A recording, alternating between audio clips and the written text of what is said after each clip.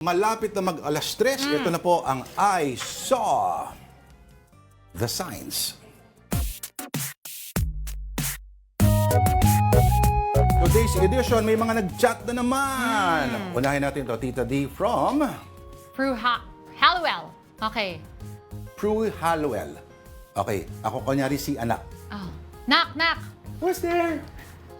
Pakisabi mo sa papa mo may chat ako. Pakisabi sa papa mo, may chat ako ho.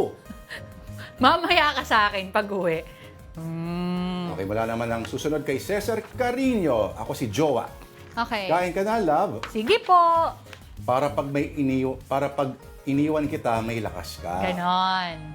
Para may lakas ako pang... Oo. Pag hiniwalayan. Yes. Okay, ito naman from Ram Jugs. Are, okay. Par, naalala mo pa si Lydia?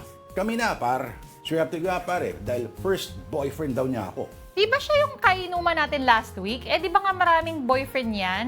Iba-iba nga kasama daw niyan gabi-gabi, pare. Hindi niya na raw boyfriend yung mga yon, par. Customer lang niya. Acheche.